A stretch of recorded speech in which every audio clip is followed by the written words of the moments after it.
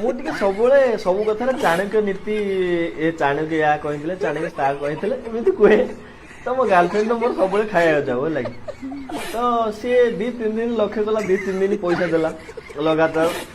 ଚତୁର୍ଥ ଦିନ ଯେତେବେଳେ ଆମେ ଖାଇସାରିଲୁ ମତେ କହୁଛି ହେଠୁ ସିଏ ପଇସା ମୁଁ ଯେତେବେଳେ ପଇସା ବାହାର କଲିନି ସିଏ ପଇସା ବାହାର କଲା। କହିଲା ମତେ ଗୋଟେ କଥା କହିଲୁ। ମୁଁ କହିଲି କଣ ନା କୋଉ ଖାତାରେ ଲେଖା ହେଇଛି କି କି ଗାର୍ଲଫ୍ରେଣ୍ଡ ପଇସାରେ ସବୁବେଳେ ଖାଇବ ନିଜ ପଇସା ଖର୍ଚ୍ଚ କରିବନି। କୋଉ ପୃଷ୍ଠରେ ଲେଖା ହେଇଛି ମତେ ଟିକେ କହିଲୁ ମୁଁ ଯାଇ ପଢିବି। ମୁଁ କହିଲା ବହିରେ ଲେଖା ହେଇନି ଚାଣକ୍ୟ ରଫ୍ ଖାତାରେ ଲେଖିକିରି ମିକ୍ସଚର ଦୋକାନରେ ଦେଇ ଦେଇଥିଲେ ମୁଁ ମିକ୍ସଚର ଖାଇଲା ବେଳେ ପଢିଥିଲି ସେଥିପାଇଁ କରୁଛି ସେ ଆପ୍ଲାଏ କରୁଛି ଆଉ।